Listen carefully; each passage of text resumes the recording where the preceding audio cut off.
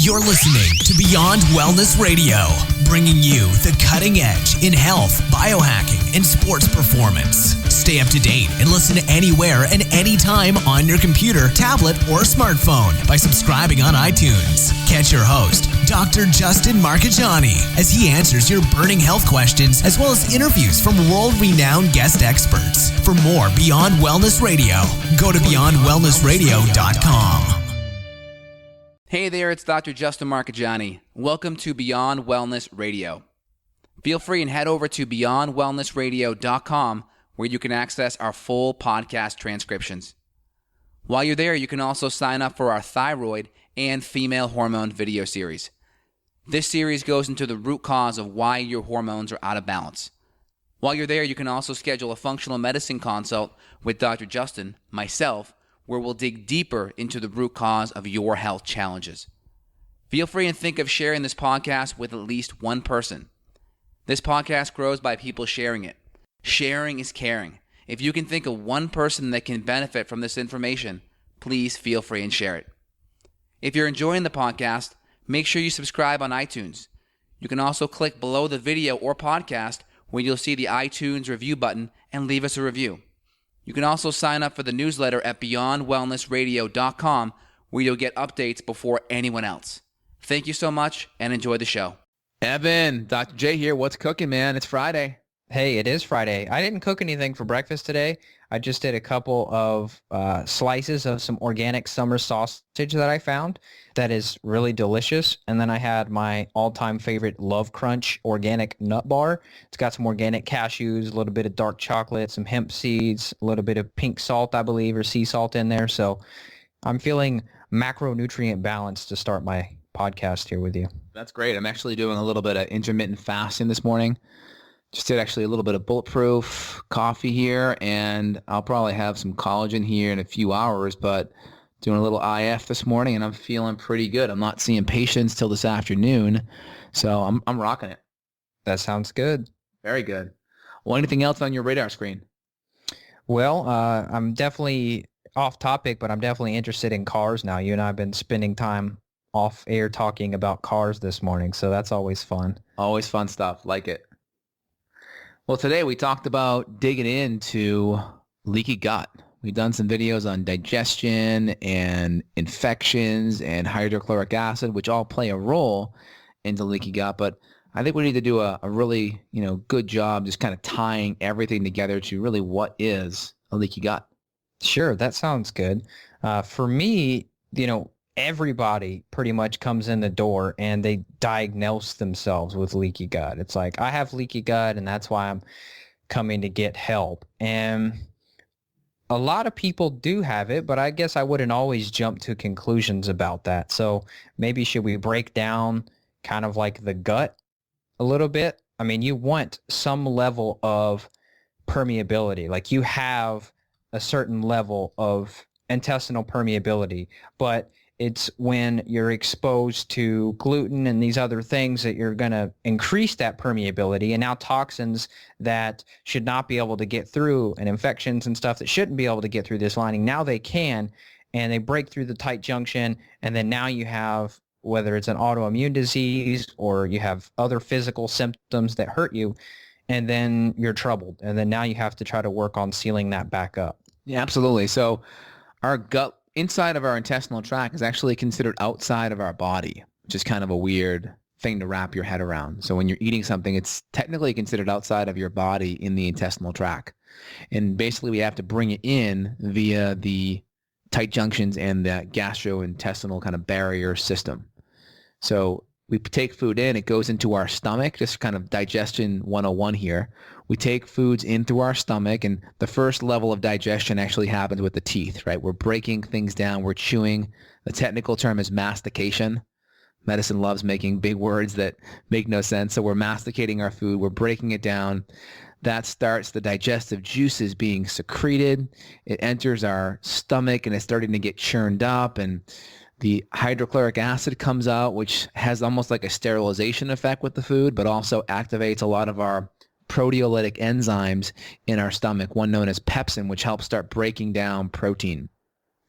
And then all that food gets mixed up into this kind of soupy mixture called chyme. And that chyme should have a nice low pH. And that low pH in that chyme is actually going to be released from our stomach into the small intestine. And once it's released, our pancreas spits out a whole bunch of bicarbonate to kind of bring the pH back up so we don't have an ulcer in our small intestine.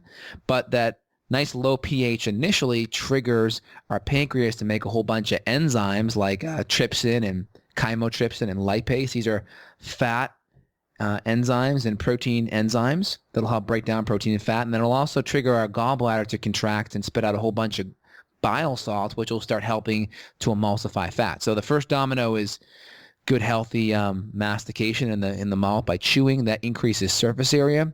The stomach does its job with the nice pH and having a sterilization effect and also activating proteolytic enzymes. Our small intestine's now triggered where bicarbonate comes out, and then also enzymes from the pancreas and bile salts from the gallbladder. So that's kind of where we're at. Any questions there, Evan? No, that's good. I mean, a lot of people, they don't actually chew their food that well, and then they wash it down with a soda or other type of drink. They'll just put a bite in their mouth, and then they're just chugging something down and goes to the gut, and you're creating a lot more stress for the stomach. It's got to work harder than it should have to. So that kind of wears you out too. Yeah, I remember back in the day, this was like maybe 10 years ago when I was a personal trainer, and I was thinking that, eating the conventional way was healthy. And I was sitting there and I'm eating a Subway sandwich thinking that this is such a great thing, right? Because, Jared from Subway lost all this weight. I'm going to do the same thing. So I'm eating that sandwich, and my roommate next to me went and said, "You just chewed that thing 7 times before you swallowed it." And I was like, whoa. And it kind of hit me. Like the first part of digestion with that stomach, with your, getting the food in your stomach, chewing is so important. I think that's a really important thing. A good rule of thumb is you chew your food for every tooth that you have. So on average, that should be like 32 chews or 33 chews, if I remember my dental anatomy correctly. Probably 32 because it's even. Again, if you're unhealthy and you have no teeth, that doesn't give you the excuse to just swallow your food whole. But I think you get the idea. Chewing is super important for the digestive process. Yeah, definitely. So we chew our food up, right? We get the protein digestion in the stomach. We get the fat and protein in the small intestine via the pancreas and the gallbladder. Now that food has to get broken down, ideally even more, into its individual constituents, meaning protein is like the pearl necklace. Each individual pearl is like the amino acids, right? So we want to take that pearl necklace, we want to break it open so all those individual pearls are laid out so our body can then absorb the amino acids. And protein digestion is very energy intensive. So if people are under a lot of stress, it can take energy digesting protein. So sometimes if we're in a catabolic state, our body's breaking down a lot of tissue and we're already having digestive problems, getting free form amino acids in your digestive system that are already broken down can take a lot of stress off the gut because it can just absorb those individual pearls because they're already broken off the necklace, if you will. Yeah. So do you do capsules or do you do liquids when you are going to do some amino acids? What do you like? Typically a combo of the two. Typically a really good high quality protein powder in the morning, like a pea or a beef protein powder. People are less sensitive, maybe a grass-fed whey. And then individual amino acids that are free-form, because even pea and whey and beef, they aren't free-form. There's still a little bit of digestion that's involved, but not even close to the same as food. But when we have people that are showing either low amino acids on their blood work or on their organic acid test, we'll give them additional capsule versions of free-form aminos so they can absorb a lot of those things to help make their neurotransmitters and their lean tissue as well. Yeah, so unless you have a different direction to go with this thing, we should probably talk about some of the causes and culprits of leaky gut. So for me, huge. A lot of people that I talk with are doing CrossFit and other intense exercise, and they're depending on Advil and ibuprofen and Tylenol and all of these other NSAIDs that are just not good for the gut lining at all. And I find that a lot of these people, once they start using these products for their pain to cope with their exercise routine, now their joints are hurting worse than ever before. Yeah. And it's like, and then we start to make the connection with, man, that gut is getting destroyed, and now other things are getting through that barrier that should not be. Exactly. So medication is definitely going to be a stressor because it can wear down that gut lining for sure. And again, I was really stressing the digestive component because if we're not digesting our foods down fully, what starts to happen is these proteins that are incompletely digested, they start getting into the bloodstream, not in their free form, not in their essential fatty acid form, but, impartially broken down or partially emulsified or partially digested, right? And that's a problem because then the immune system can freak out. It starts to say, what's this here? This just shouldn't be here. What's going on? And those surface proteins on some of those foods can resemble other body tissues. So if you look at like a surface protein amino acid sequence of gluten, it may resemble things like the myelin tissue that coats the nerves, or it may resemble the thyroid tissue, or it may resemble joint tissue. Or if you're looking at dairy, it may resemble tissue on the pancreas for type 1 diabetics. So the foods being incompletely digested is a big component. So everyone kind of while they're sitting here, just put your hands together like you're saying a prayer, right? But then you're looking inward on the inside of your hand. So you can see the fingers interlaced and you can see it really tight, but you can see a nice little seam there. That's kind of like your gut lining. And where those fingers interlace, that's called our tight junctions. That's like the epithelial tissue in our gut lining. And if we just pull our tissue or pull our hands apart just enough to create a little bit of daylight, that's what's happening when we start to have a leaky gut.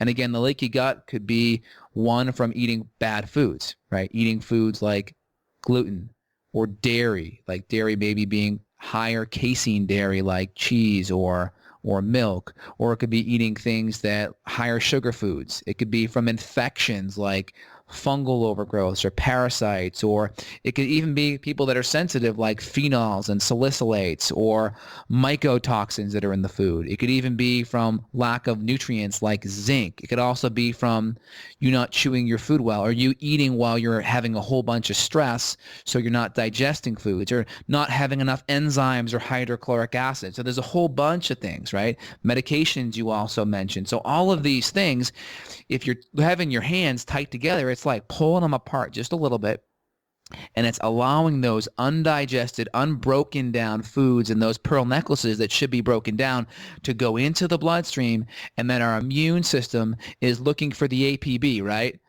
All posted bulletin, right? We got a person driving a black Lexus, it's stolen, but then, hey, the guy maybe driving the black BMW gets pulled over instead, right? It's that case of mistaken identity, and other tissues get caught up in the collateral damage. And that's what happens with leaky gut and other parts of the body, is that these parts of the immune system are revved up because the amino acids on these foods look similar to other tissues. That's mind-blowing, isn't it? It is, isn't it? I'm going to take a breath right now and let you break some stuff down.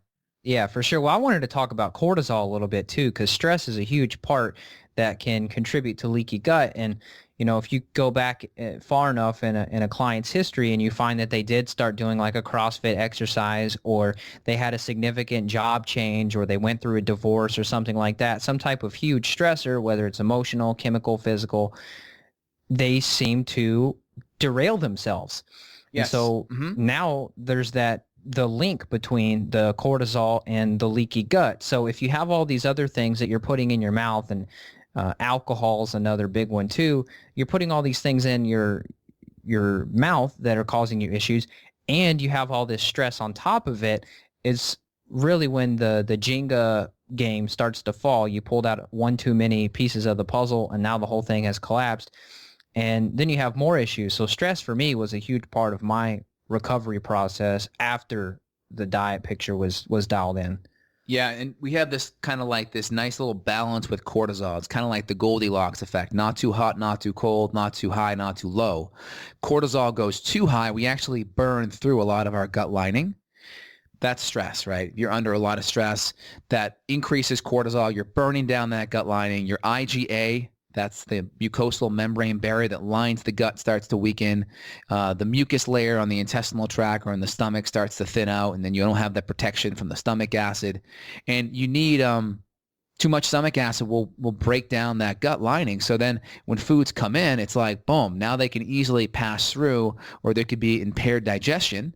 But if our cortisol is too low, we actually need some level of cortisol to build up our gut lining, to create our gut lining. And we need some level of cortisol to deal with inflammation. So little fires will maybe be ignited in our gut. And if we can't put those fires out with the cortisol, that's going to be a problem. And then also we need cortisol to build up that gut lining too. So let's go a little deeper with that and try to apply this to the stuff that we see all the time. Most people we see are low in cortisol because they've gone through so much stress that now they're more like a stage 2, stage 3 adrenal fatigue.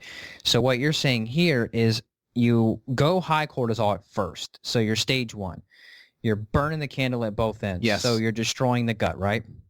So then they wear out the adrenals and the pancreas and the liver, all the whole system here. And now they're low cortisol. So now you're saying once you hit that point, you don't even have enough stress hormone to build these processes back up, which is why you have to get the adrenals going. You have to get the digestive system going. You have to get the detox going. You're saying because if you don't have enough fuel because your stress bucket's empty, you can't even build this gut healing process back up anyway. Am I saying that right? Correct. So once you get into this place where the gut's starting to become leaky, you really have to then follow a 5R approach, which we'll talk about in a bit, to get the gut healed again. And that's a combination of removing bad foods, adding in digestive support, adding in healing nutrients and adrenal support, removing any infections, and then also bringing back and trying to repopulate with a lot of good bacteria. Mm-hmm. It's funny. I always hear like, you'll sometimes the functional medicine thing, you'll hear 4 R's and then you hear 5 R's and then sometimes you hear 6 R's. It's like, how many are there? I know, right? I made up my own. And the reason why I did it is because I found a lot of the order was messed up, meaning a lot of people will say remove, but they'll say remove the foods and they'll put the infections in the same place. And the problem with that is people, or I should say, functional medicine practitioners and doctors really screw this up because they take a sick patient who can't regulate inflammation, they can't digest foods, they're already inflamed, and they go after a massive infection. There's a whole bunch of die-off or Herxheimer's reaction, which is the body becoming overwhelmed of the dead debris, having to process the dead debris from the infection killing program. It has to push it out to the lymph or the detox or the kidneys, and then the immune system has to deal with all of the biotoxins of the infection. And the person has a healing crisis. They just feel like crap. And then they fall out of the program. And then there's a patient that thinks functional medicine isn't going to be able to help them. So my goal is the removal of the infection is one of the last things that we do because we have to get the person digesting. We have to cut the crappy foods out. We got to start shifting their body into an anti-inflammatory state. I got to give their body the extra nutrients. We also have to work on giving the extra repairing nutrients. So I focus at least 1 to 2 months on that before we knock out the infection. That's why we have remove twice. It's remove in the beginning with the foods and then remove at the end in the 4th R with the infection. And then also my 3rd R, where we do repair. Repair typically with most doctors is just healing nutrients. And those healing nutrients are like the aloe, the deglycerized licorice, the L-glutamine, a lot of these healing mucilaginous and nutrient-based amino acids. That's the repair part. But with me, I also add in the adrenals because cortisol is important for gut healing. And like you said, Evan, most of our patients are stage 3. Their cortisol is beneath that 23 nanomoles per liter on the cortisol rhythm test for their cortisol sum for the day. So they don't have enough cortisol to even deal with the inflammation in their gut. So with us, it's really the 5 R's, and it's that way because of thousands of patients that I've treated, and I found this is the magic sequence that tends to work the best in most people. Well, it makes so much more sense. I mean, how could you come in with this big sledgehammer and this gut-killing protocol? I just actually had a call the other day with a girl where she's got Hashimoto's, which is so common, and she started working with another lady on top of me because she's local. So she's able to go see her in person. I Too don't know. many cooks in the kitchen. That's what's happening, man. So here I am trying to work on the adrenals with this lady. And next thing I know, she says, hey, Evan, I'm taking like 10 or 15 new supplements. And she's on this huge gut killing protocol now because this other lady is doing it I almost call it like the standard functional medicine way. So now, you know, she doesn't know who to go to for all these new symptoms that are coming up because she's taking all of these gut killing stuff. I mean, the oregano oil, the GIX micro, whatever. I mean, she's going deep in the rabbit hole. And my explanation, I tried to keep it as simple as possible, is like, how are you going to put the windows in your house if you don't even have the walls up yet? Oh my gosh. No, I totally hear you. And this is the biggest mistake most functional medicine doctors and practitioners make. So anyone that's looking for a functional medicine doctor, make sure you interview them regarding this process, because I think if they don't have this down, then there's probably other pieces to the puzzle that are probably missing. Well, what's happening now is that she is getting stagnant. So, I mean, we looked at the adrenal picture again, and we went over some of the symptoms just on a questionnaire. And it's like, okay, we're clearly reducing some of these adrenal things where she's not waking up in the middle of the night anymore and things like that. But now all of a sudden, with this Herx reaction, now the joints hurt. Now she feels like she has the flu all the time. And it's significantly reducing her confidence to continue on because she's this early in the game with this lady, and now all of a sudden everything's getting worse. So I guess my point is here that I mean, I'm just seconding what you're saying. It's got to be done in something a little bit more common sense than just coming in and killing everything just because you've identified something. I mean, yeah, we definitely want to identify, and that's what we do, is identify what's going on. But we're not going to come and chase after that stuff if you're not ready for it. Exactly. So looking at the 5 R's that I've applied in my clinic and practice, there are a couple of exceptions. Let me walk you through the exceptions. So number one, the first exception is while we're doing the killing, some people may need some detox or binder support. So we may add in some extra clean, soluble fibers to help with binding. That could have apple pectin or celery root or carrot root. Try to do a lot of plant-based fibers that are soluble, and try to avoid a lot of the grain-based non-soluble fibers just because of gut irritation. So that's one extra piece to the puzzle. The next piece of the puzzle is some people do better with some probiotics during the whole program. And we have a couple different strains that we use in the office that are very helpful.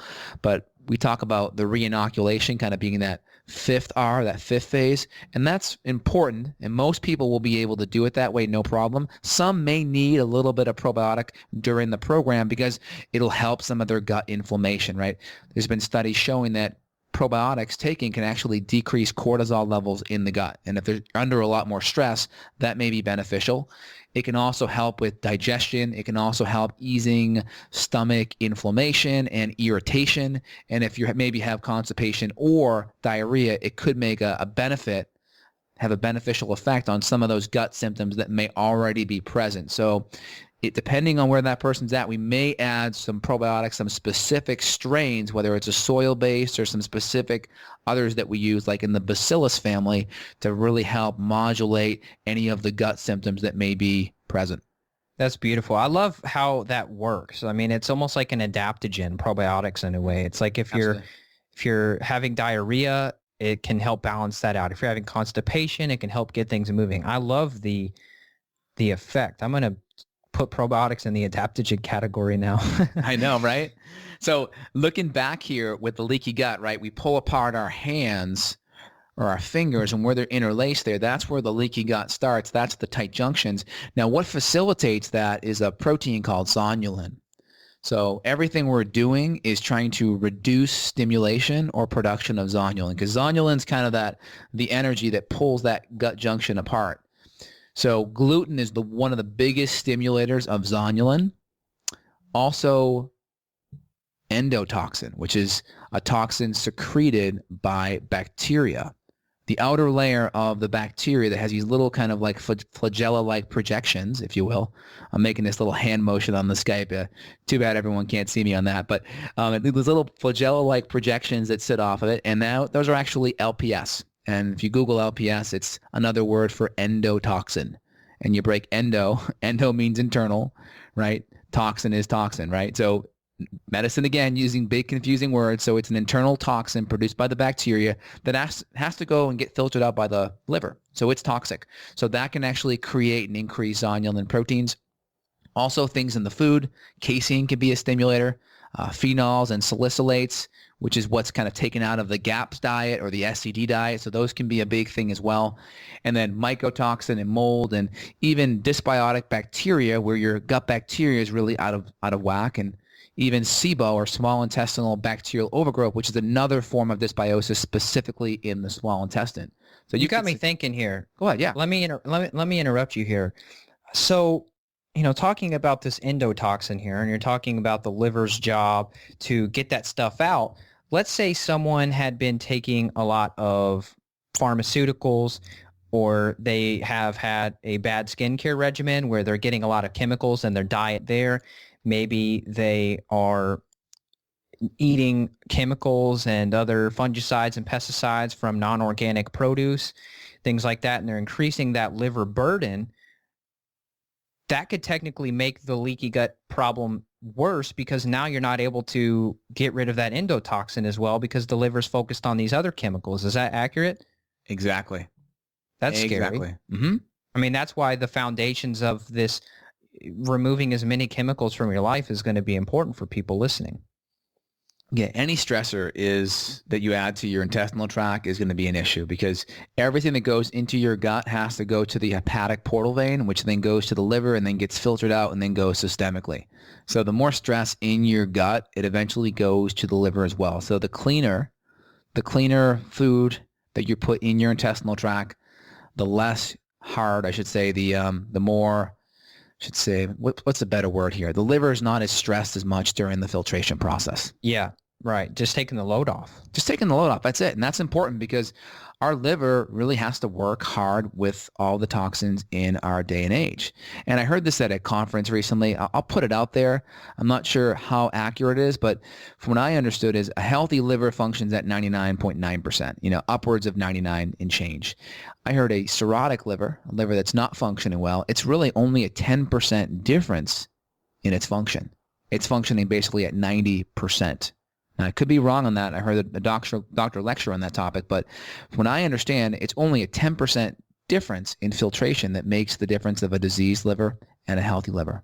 Jeez. So if you're 1 or 2% off, holy crap. I know, that could be a pretty big deal, and that could create a lot of symptoms too. Yeah. So, I mean, something that's kind of like the overwhelming idea of this whole thing is that it's not one thing. Everybody's always looking for that one thing that's gone wrong, that's caused their health issues.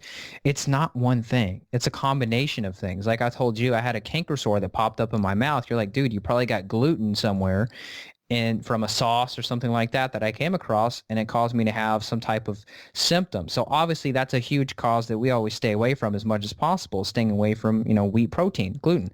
But there's this whole list, I mean, that we could make a thousand pages long of these other things. So if you're getting frustrated and you're thinking it's that one piece of your life that's causing you issues, maybe, but it could be that we need to just focus in on several different pieces of your life at the same time and just take a few baby steps in the right direction to get you better. Exactly. 100% agree. Now, a lot of people are all about, well, how do I know I have leaky gut? Well, there are some tests out there. I personally don't do any of these tests because I think anyone that has digestive issues or has chronic health issues, they're going to have a leaky gut, because there's a common pattern in any of these patients. There's inflammation, there's maybe some food allergens, there's poor digestion, there's lack of stomach acid. A lot of times there's an infection. There may be some toxicity, overwhelm, or overload, and maybe some nutritional deficiencies. I mean, all of those together are going to be like a perfect storm.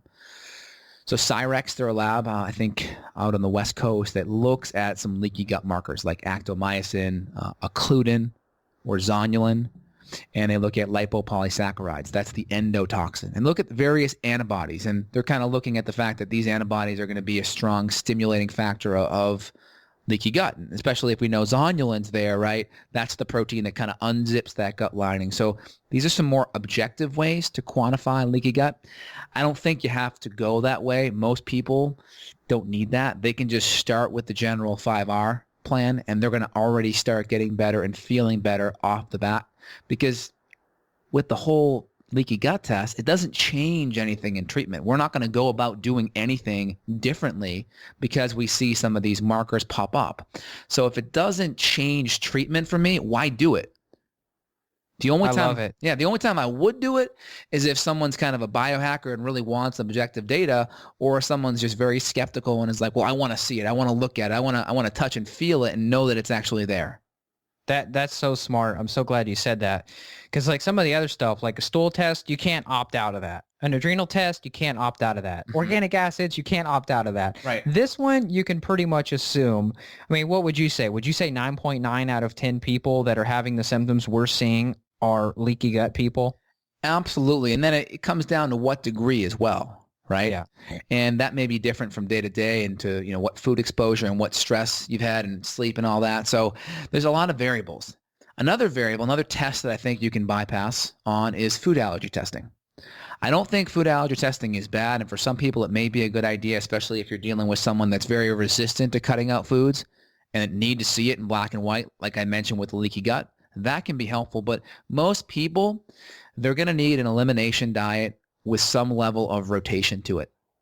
Let's think about it, right? If you get back a test that says you're allergic to beef and chicken and a whole bunch of vegetables and fruit that you're already eating, and then you start eating, well, I'm going to eat more fish and I'm going to eat more turkey, and then I'm going to eat these vegetables and these fruit, and then you redo the test. Well, if the gut's leaky, guess what happens? You tell me, Evan. I know I'm putting you on the spot. I honestly zoned out.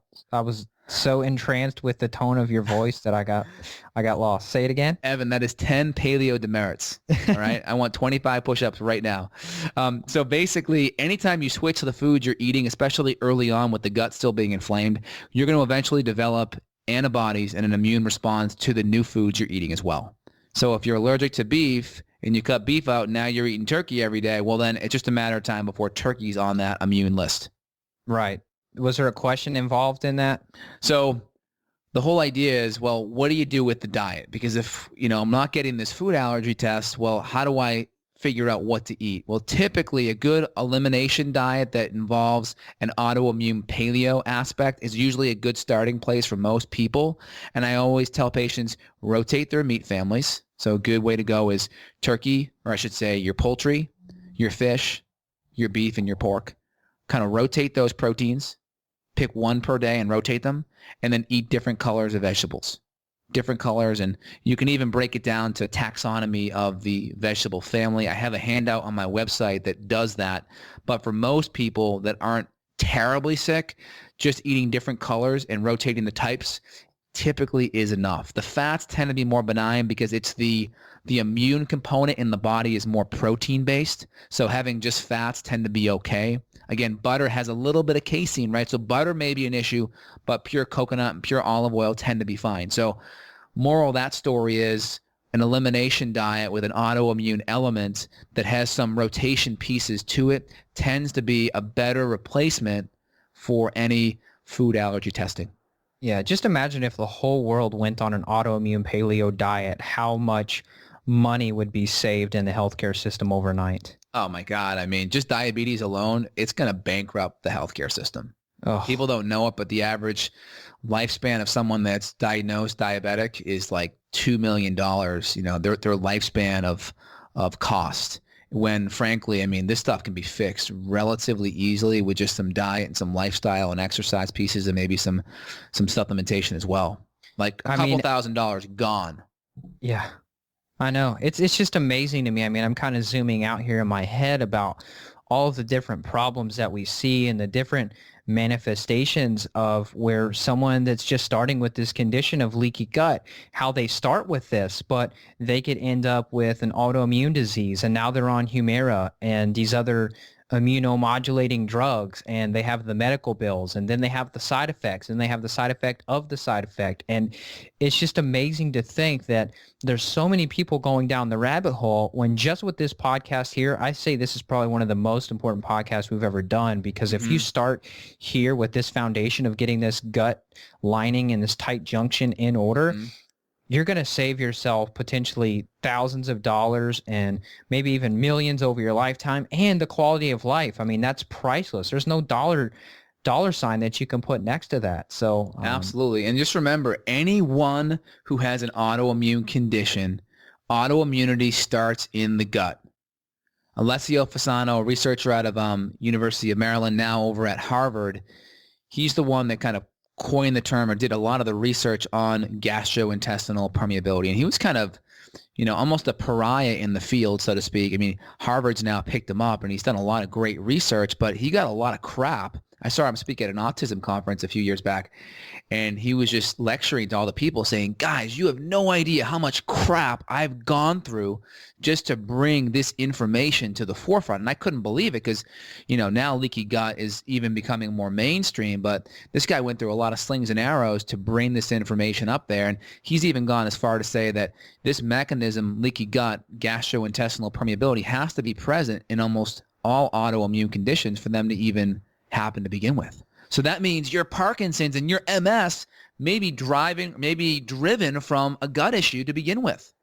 Oh man, that's mind-blowing right there. Wrap your head around that. Like, something that's not even GI related is coming from the gut. And this is where medicine, conventional medicine, drops the ball, because you already alluded to it earlier. It's like everything has like a cure, a symptom, and it's just one thing. But you can't cure something that has multiple causes. And there could be literally just 10 causes happening at once. Let's say each cause has a 10%, it's 10% attributed to the underlying condition. Well, it's not just one thing to point at. You may have to treat each of those 10 things and knock each down from 10 to 0 for that person to get better. A drug can't do that because it's only focused on one enzyme system or one biochemical pathway that it's blocking or inhibiting, and it's not fixing or upregulating any of the systems, and it's only focused on one at a time. Yep. Yeah. Well, that doctor that you were talking about, I mean, it's a lot like what happened with Galileo. I mean, here he is discovering that the earth is spinning around the sun. I mean, I don't know the full story, but I'm pretty sure I don't know if he was imprisoned or at least highly, highly stigmatized for this discovery. And everybody's like, yeah, right, you're an idiot. The earth does not spin around the sun. Something so revolutionary. And it takes him however many years. I mean, he probably died before it actually comes out that was true. I mean, when, Newton and Copernicus and all these other guys come around and like, yeah, he was right. So it's basically what's happening now, but it's just in medicine. It's this whole idea that we have to invent the drug, right? It's like, we're going to find the cure. The cure is never going to come into one pill. It's not going to happen. Mm-hmm. No, it won't. And then same thing with Dr. Semmelweis, who figured out that, going from the autopsy lab where he was doing, pathological dissections, keeping the blood on his hands and not washing it, and then going to deliver babies upstairs was causing all kinds of, illnesses with these newborns and causing death. And it's like, my God, he came up with the idea, let's change our gloves and wash our hands. And he was like, exile. It's like, you got to be kidding me. Like, if you were to go today and say, well, yeah, washing your hands is bad, you'd be like, what? Of course, you need to wash your hands, especially in surgery. And this guy was thought to be like a heretic, just a little over 100 years ago. Washing your hands was considered to be, insane, which is just nuts in itself. So we're living in the future right now. Like, this podcast is ahead of its time. I mean, this stuff, not to toot our own horns too much here, but I mean, it could take give me a timeline. I mean, you've been doing this stuff longer than me. How long is this going to take to become mainstream where the doctor on every corner is talking about the stuff we're talking about? I don't think it will happen from a top-down approach. It won't happen with the drug companies or the conventional mainstream doctors because they're too entrenched with the pharmaceutical model and too funded by it. With their education and their treatment modalities are 100% focused on symptom drug. It's allopathic. It's great for acute medicine because the isolated cause of acute issues, they're acute. They happen once. That's the whole reason why they're acute. The car accident patient who broke their leg, the car accident happened. It's done. It's over with. Yeah. But the people that have the issues that we have, they're having little micro car accidents every single day, 24/7, and it's not being fixed by the Celebrex that was prescribed or by the antidepressant. So the medical model will never... It won't change top down, meaning it's not going to be the government and the doctors and the drug companies that do it. It will just change based on a free market approach of people saying, I'm going to go look for a functional medicine doctor to fix my condition because my conventional doctor's just throwing antidepressants and Prilosec and Nexium and corticosteroids at me and immune suppressive drugs, and it doesn't look too good and the side effects stink and it's not fixing any of the issues. So we're getting information out there and we're just trying to create another option. So now instead of only having option A, which is drugs and surgery and trying to manage symptoms as they get worse, where eventually the side effects become worse than the actual disease to begin with, we're having a second option that's more free market where you can actually get the underlying issue fixed. And part of that issue is always going to be the diet and the lifestyle and the nutritional piece, which frankly isn't even present at any medical schools. Not at all. Yeah. So, I mean, so the bottom up approach, I mean, this grassroots thing that's happening now, it's just going to become an even bigger and bigger presence until it's actually, whether it's accepted or not, we don't really care. I don't care at least. So that bottom up approach is just going to get so big that it reveals itself because of the success rate that it has. Yeah, it's going to be just natural inclination of people searching online, blogging, listening to podcasts, and getting tired of the options that are thrown at them from the medical establishment. I mean, the functional medicine community doesn't have billions of dollars of marketing. What they really have are individual doctors and practitioners like myself that go out on the internet and blog and do podcasts and do videos. That's it. I don't have $1 billion payroll to market this stuff. So for me, it's just me putting free information out there, trying to give people hope and connect with them and give them solutions. That's it. That's my marketing plan. And lots of free information. That's it. Now, conventional medicine, it's a different story. You open up the TV or your paper, right? I mean, or any magazine, like drug commercials, they're just littered out through it. And you're not going to see that in functional medicine. That's very true.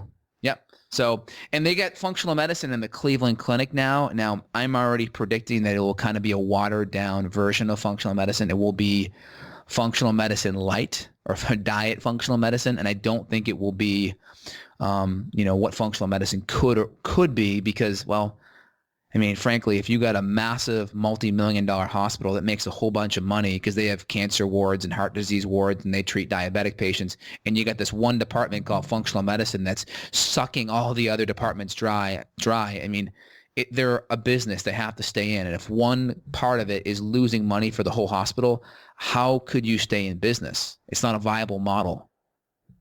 Yeah. Right. If it's by itself and it's fully an entity unto its own, like me and you are, it's different. But when you're a hospital that makes hundreds of millions of dollars and you got one sector of that hospital causing every other sector to lose money, it becomes pretty tough. Yeah. So wrapping up here, Evan, is there anything else you want to say before we give all the listeners kind of our Reader's Digest summary here? I think this was good. I mean, this was definitely longer than some of the other episodes, but this was well needed. I think we covered a lot of ground here. Yeah. So I think off the bat, where anyone's coming in, the first thing you can do is try to eat your food in a non-stressful, stress-free environment. Chew your food, 1 chew per tooth. Right now, I think that's 32 chews, if memory serves me right. Make sure you're not drinking a whole bunch of water with your meals, and avoid all the inflammatory things that are going to be driving that zonulin stimulation. The gluten is going to be the first. Any of the dairy outside of butter may be okay. All of the extra irritants and chemicals and pesticides, so go organic. And then if we're having digestive issues, we want to look deeper at infections. We want to look deeper at SIBO and dysbiosis and H. pylori and low stomach acid and low enzymes. And then if we are still having issues from there, the next step will be to really go through a 5-hour program with a good quality functional medicine doctor that really gets to the root of these issues and helps heal that gut and get your digestion optimal. Yep.